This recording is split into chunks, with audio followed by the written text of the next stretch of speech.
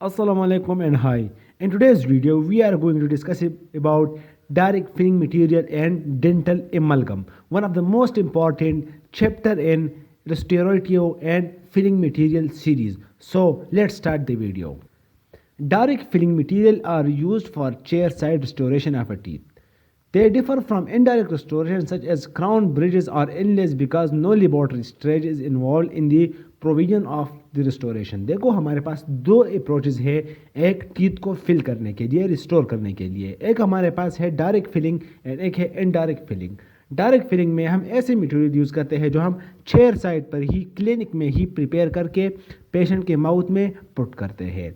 इसके कंट्रेरी हमारे पास वो मटेरियल जो हम लैब में बेचते हैं, लैब में प्रिपेयर होते हैं और लैब के प्रोसेस से होते हुए क्लिनिक में आते हैं और क्लिनिक में आने के बाद पेशेंट को दिए जाते हैं, तो उनको इनडायरेक्ट रिस्टोरेटिव मटेरियल कहते हैं।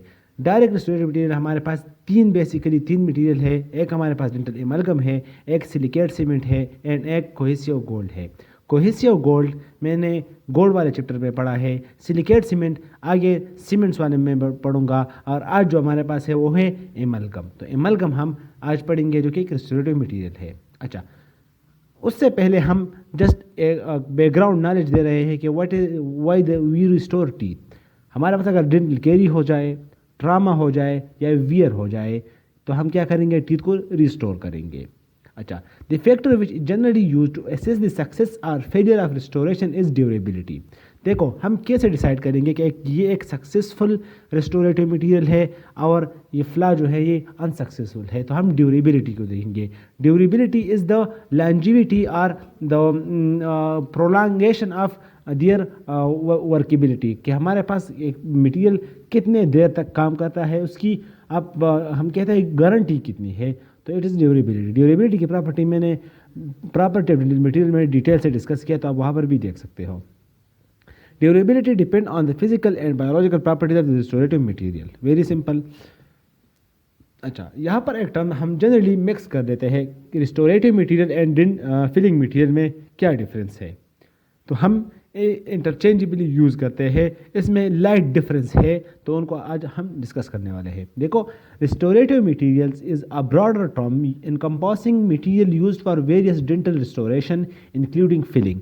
Filling material especially refers to substance used to fill cavities within a tooth. तो देखो, all filling material are restorative material, but all restorative material are not filling material.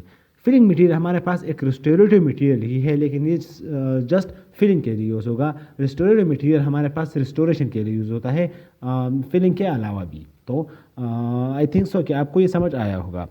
The choice of restorative material और filling material depend on factors such as the location। अगर occlusal surface पर है तो obviously हमें क्या करना है, filling करनी है। of the tooth, the extent of the damage, अगर severe damage है, डीप डेप्थ ज़्यादा है तो फिर भी फिलिंग होगी। एंड पेशेंट एस्थेटिक पर प्रेफरेंस, जहाँ पर एस्थेटिक्स हम प्रेफर करेंगे तो वहाँ पर हमें क्या करना है, रिस्टोरेशन ही करना है, फिलिंग वहाँ पर नहीं करनी। Modern industry often emphasise tooth colour filling material such as composite resins for more natural appearance. और हम फिलिंग मटेरियल में भी ऐसे मटेरियल यूज़ कर सकते हैं जो कि हमारे पास नेचुरली टीथ के साथ मैच करता है, just like composite. But dental material में जो डेंटल एमलगम है वो उस प्रॉपर्टी को लैक करता है, तो हम आगे डिस्कस करने वाले हैं। देखो यहाँ पर क्या होगा, रिस्टोरेशन होगा या फिलिंग होगा। यहाँ पर ऑब्वियस है क्या होगा, ये अब रिस्टोरेशन है, ये फिलिंग नहीं है। अब ये क्या है, ये एमलगम फिलिंग है। सो आई थिंक सो कि आपने ये पॉइंट पिक किया होगा, फिलिंग और रिस्टोरेशन में डिफरेंस क्या है। ये एमलगम की फिलिंग है, यहाँ पर देख लो आगे फिर आपको समझ जाएगा। फिलिंग देखो इसकी अगर आप यहाँ से भी अंदाज़ा लगा सकते हो कि यह कहाँ पर यूज़ होगा। एस्थेटिकली बहुत ही अनप्लीजेंट है, लेकिन इसकी हार्डनेस ज़्यादा है, तो ये ओक्लूजल सरफेस पर यूज़ होगा। और क्लास 1 क्लास 2 केविटीज़ में होंगे, जो जी ब्लैक क्लासिफिकेशन की वाली जो केविटीज़ है, और हमारे पास ये फ्रंट टीथ में या इंटीरियर टीथ में नहीं यूज़ होगा। अच्छा, ideal properties of restorative material. देखो डेंटल एमलगम क्या है, एक रिस्टोरेटिव एक फिलिंग मटेरियल है। मैं उसके प्रॉपर्टीज़ यहाँ पर पढ़ूंगा। ये जो आइडियल रिक्वायरमेंट है ये सिलिकेट सीमेंट पर भी अप्लाई होंगे। ये हमारे पास क्या होंगे, जितने भी रिस्टोरेटिव मटेरियल है, अगर कोई से गोल्ड हुआ, सीमेंट्स हो गए, तो उन सब के लिए प्रॉपर्टीज़ इंपॉर्टेंट है। तो इन प्रॉपर्टीज़ को एक दफ़ा सीख लो, फिर जो भी मटेरियल रेस्टोरेटिव मटेरियल आए ये प्रॉपर्टीज़ उनको अप्लाई करते जाओ। लेकिन यहाँ पर आप अपना कंसेप्ट क्लियर करो। देखो मैंने मैक्सिमम प्रॉपर्टीज़ यहाँ पर लिए हैं और जस्ट जनरल कंसेप्ट वाले प्रॉपर्टीज़ है जो आप अपने IQ से भी बता सकते हो। देखो it should be not irritant to pulp. देखो हम ये टीथ फिल कर रहे हैं, देखो ये फिल, इसकी dentin and enamel almost damage हुए हैं, तो ये पल्प तक एक्सेस करेगा। थोड़ा बहुत डेंटिन अगर रह जाए वो तो फिर हमारे पास वो बेयर प्रोवाइड करेगा। लेकिन अगर डेंटिन बहुत कम हो तो हमने ऐसे मटेरियल यूज़ करना है जो कि पल्प को इरिटेट ना हो। There should be good bonding between filling and enamel और डेंटिन। देखो हमारे पास जो बॉन्डिंग है वो मैकेनिकल भी होता है और केमिकल भी होता है, तो गुड बॉन्डिंग होना चाहिए। देखो यहाँ पर एक बात याद रखो, हमारे पास जो कंपोजिट है या जो हमारे पास पॉलीकार्बोक्सिलेट सीमेंट्स है, वहाँ पे पॉलीकार्बोक्सिलेट सीमेंट में हमारे पास क्या होता है, केमिकल रिटेंशन होता है। कंपोजिट और जो हमारे पास एमल्गम है वहाँ पर क्या होता है, मैकेनिकल रिटेंशन होता है। तो हमें मैकेनिकल रिटेंशन के लिए केविटी भी कम्प्लेक्स बनानी पड़ती है, केविटी भी लार्ज बनानी पड़ती है। वाइल फॉर पॉलीकार्बोक्सिलेट सीमेंट हमें क्या करना है, वहाँ पर केमिकल एडहेशन होती है, कोहेशन होती है और हमें एक अच्छा बॉन्ड प्रोवाइड करती है। तो ये बॉन्डिंग पर भी डिपेंड करता है filling material. Marginal leakage should not occur. देखो मार्जिनल लीकेज कब होगा, ये हमने कंट्रैक्शन और एक्सपेंशन में पढ़ा था। जब एक मटेरियल कंट्रैक्ट होगा तो मार्जिनल लीकेज बन जाएंगे। मार्जिनल लीकेज क्या है, the leakage of the space between filling and wall of the cavity. देखो अगर ये जो फिलिंग मटेरियल है अगर ये यहाँ से डिसलॉज हो जाए तो यहाँ पर एक गैप प्रोड्यूस होगा जिसको हम क्या कहेंगे, मैक्रो लीकेज गैप, और वहाँ पर फिर माइक्रोबियल इनग्रेस होगा और कम्प्लिकेशन काज होंगे। अच्छा, इट शुड नॉट डिजॉल्व और कोरोड इन सिलाइवा और इन फ्लूइड। देखो ये तो बहुत ही इंपॉर्टेंट प्रॉपर्टी है और जनरल सेंस की बात है। Mechanical property should be equate with stand force और मिस्टिकेशन। देखो जिस मटेरियल में हाई मिस्टिकेटरी फोर्स होंगे, ऑक्लूजन सरफेस है, तो वहाँ पर हम कौन सा यूज़ करेंगे, जिसके एस्थेटिक ख्वाह अच्छे ना हो लेकिन उसके फोर्स वो ज़्यादा टॉलरेट कर सकता हो।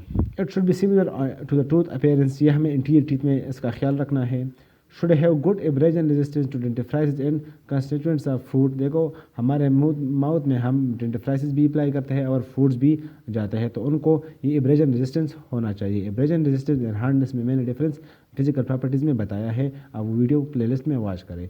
It should ideally match tooth in colour, translucency and reflective index. ये जो ऑप्टिकल प्रॉपर्टीज़ है ये भी मैच होने चाहिए, ये भी हमने ऑप्टिकल प्रॉपर्टीज़ में पढ़े हैं। Coefficient of thermal expansion should be similar to enamel and dentine. तो हर एक मटेरियल में ये प्रॉपर्टी है, तो थर्मल एक्सपेंशन हमारे पास सेम होना चाहिए। अगर थर्मल एक्सपेंशन टीथ से ज़्यादा हो तो क्या होगा, डिचिंग होगा। अगर कम होगा तो क्या होगा, कंट्रैक्शन होगा, माइक्रो लीकेज बन जाएंगे और फिर भी प्रॉब्लम होंगे। It should have low thermal diffusivity. देखो हमने कहा था कि मटेरियल की कंडक्टिविटी हमारे पास नॉर्मल टूथ के बराबर होना चाहिए, लेकिन जो डिफ्यूजिविटी है वो कम होनी चाहिए। Thermal diffusivity and thermal conductivity difference हमने थर्मल प्रॉपर्टीज ऑफ मटेरियल में पढ़े हैं। अच्छा, हिस्टोरिकल हमने कौन से मटेरियल, ये तो हमने जनरल रिक्वायरमेंट्स पढ़े। अब हिस्टोरिकली हमने कौन से material as a direct filling material use किए हुए हैं। तो first 3 distinct filling material cohesive gold, dental amalgam and silicate cement, ये मैंने पहले भी बता दिया। Cohesive gold foil is use decrease because of cost and appearance, obvious है। डेंटल एमल्गम स्टिल यूज, इसका यूज़ अभी भी है लेकिन डिबेटेबल है due to mercury and aesthetic problems, so ये अब डिबेटेबल है। After that silicate cement were use, silicate cement भी हम यूज़ करते हैं, लेकिन इस सिलिकेट सीमेंट में क्या मसला है, वहाँ पर फास्फोरिक एसिड है तो वो पल्प को इरिटेंट है। जो हमारे पास ये प्रॉपर्टी है ये वो फॉलो नहीं कर रही। देखो ये आइडियल प्रॉपर्टीज़ है। अब इन मटेरियल में कितने हद तक ये प्रॉपर्टीज़ है ये अब हम अलग अलग पढ़ेंगे। तो कोहेसिव गोल्ड ऑलरेडी हमने किया है मेटालर्जी में, सिलिकेट सीमेंट में हो जाएंगे। और आज का हमारा जो प्राइम टॉपिक है वो डेंटल एमल्गम है। डेंटल एमल्गम की मैं तरफ आ ही रहा हूँ, आपने बेचैन नहीं होना, वीडियो को स्किप नहीं करना, क्योंकि मैं थोड़ा सा बैकग्राउंड नॉलेज दे के ताकि आपको समझ आए कि डेंटल एमल्गम है क्या। Their use decline because of weak and brittle nature, acidic release of pH and pH sensitivity। हमारे पास एसिडिक रिलीज मैंने कहा फास्फोरिक एसिड है, वीक भी है एंड ब्रिटल भी है। Resin based cements are latest and still in use. हमारे पास जो रीजन है उसके बेस पर 5-6 सीमेंट्स हैं और मैं डिटेल में सीमेंट वाली सीरीज़ में फिर पढ़ूंगा।